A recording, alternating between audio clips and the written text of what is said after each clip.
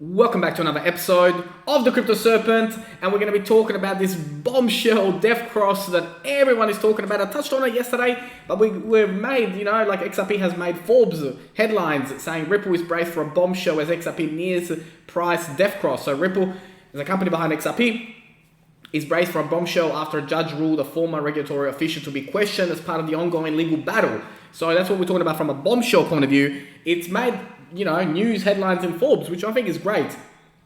Now, the charts are showing that the XRP price 50-day moving average is about to fall below the 200-day moving average, a pattern known as a death cross, suggesting XRP price pain could be on the way.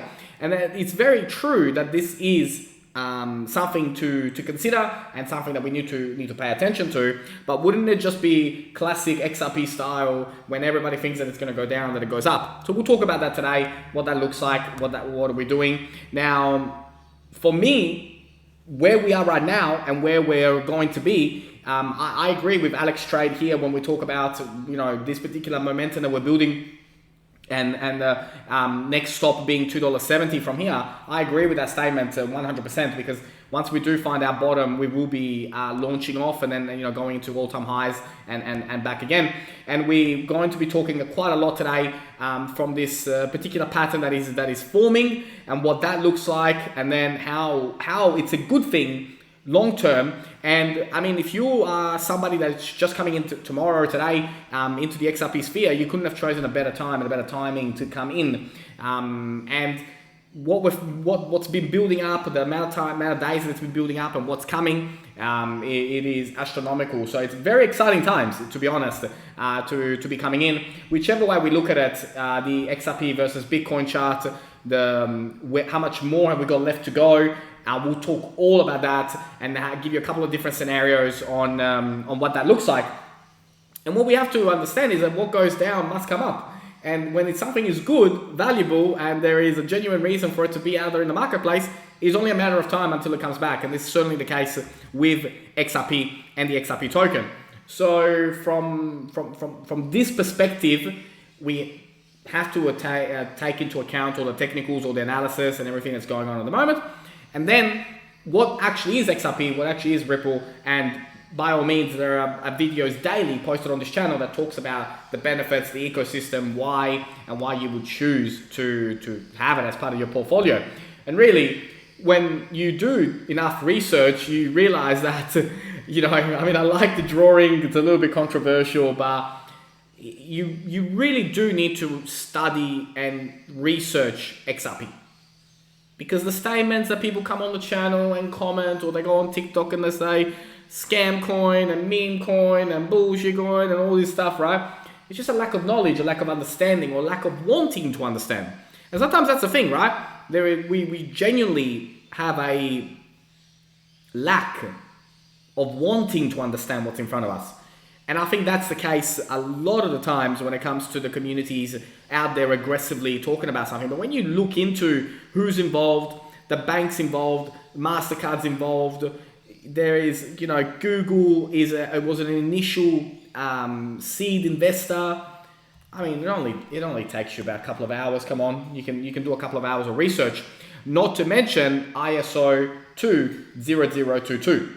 And the importance of it. Now, if you want to know more about it and you think that it would be valuable for me to make a video just on ISO 20022, by all means, let me know in the comments. I'll be happy to make it this week, where we talk a little bit more in depth about what it is, why it's important, why ISO 20022 is coming, and what does that mean in the future. And that's really, really, really important to discuss and to bring that up, because it is coming. Regulations are coming, and the payment flow, what Ripple is trying to do with instant liquidity, all of these things are super relevant at the moment.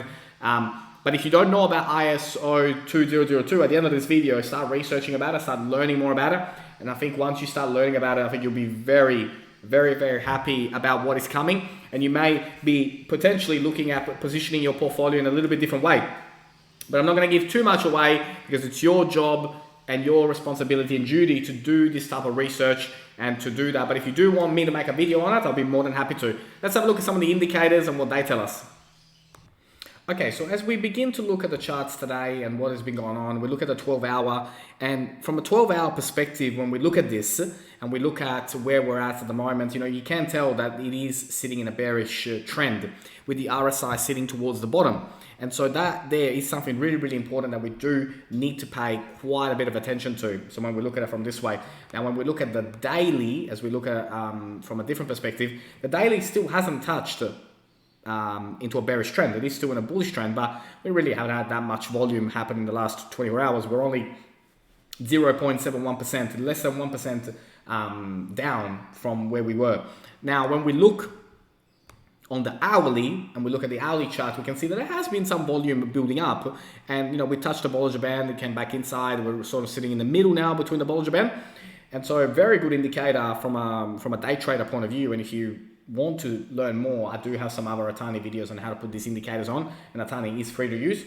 But you know, MACD sitting on a bullish at the moment from an hourly perspective, and then when we look at the 4-hour bullish, and when we look at 6, we're sitting, you know, upward trend, right? So that we've had a little bit of a momentum shift. Not much. I mean, we've gone from 57 cents to 58 cents, so let's calm down. It's not been groundbreaking what has happened. But it is important to understand that, you know, there is volume when prices do go down, and, you know, the Bitcoin going into the 20s and mid 20s and all that. At the moment, I don't see it, and I've been mentioning to you that I really don't see it happening, and that there is so crucial and important to keep an eye on. Now, can it happen? Yes. Will we see XRP in the 40s? Maybe. But we do need to keep an eye on a daily basis, because things do change, and they change very rapidly. And sometimes what the market thinks is going to happen is exactly the opposite of what happens. Let's have a look at some drawings, what they tell us. Okay, so as we begin to look at the charts, when we look at the type of formation that is currently building and where we're at, you know, we're not far away from what I like to call the bottom of, you know, and we've been speaking about this for a while now. You know, 55, 49, 48 cents, they're good pillars, right? But when we look at the bigger picture on the daily and following this line and following this trend, it's following this trend beautifully. And so then we're really positioning ourselves ready for that kickoff. And we look at the projection of what comes next. It's very exciting times about what is to come. It's going to be really exciting, and you know, we look at it from many different angles, many different perspectives, and you know, we're not too far away. You know, maybe 45, you know, could be the launch pad to kick us off into the stratosphere, which is really exciting, you know, from that perspective. And so there's a lot of reasons why we're close, we're not far away, and we're excited. You know, I think we are at that point. You know, with the SEC case, the accumulation phase, and you know what's been going on, and you know the type of touches that we've had along the way since mid-April. I think we're getting into a very exciting time, and then we will be, you know, catapulting, you know, beyond 330, you know, into the 5s and then double digits. So do I believe double digits is still available? Absolutely, still on the table, still kicking. You know, 50 cents though, 48 cents are still on the play, still on the card. And obviously, if Bitcoin drops into the 20s, then we will be keeping an eye on. But I think we won't go any lower than 44. And it's not financial advice. I'm not a financial advisor, but I just want to make sure that you guys are aware that I think, you know, that is the that is where we're heading, and then what we're going to be doing. And so I want you to be ready for that. If you're in a position, if you're a holder, just simply hold, and you know, and you'll be laughing in a couple of months' time. But if you are in a liquid position, 54, 44 are areas for you to keep a very close eye on. But if you have made up your mind that you're a long-term holder and you've got a really good plan, remember that time in the market will always beat timing the market.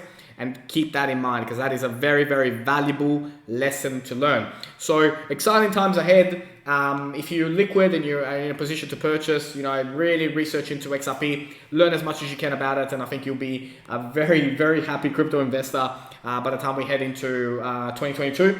and have that long mindset, but make sure that you always do your own research before you buy anything. If you learned something new today, don't forget to hit that like and subscribe. As always, thank you, and I look forward to see you on the next one.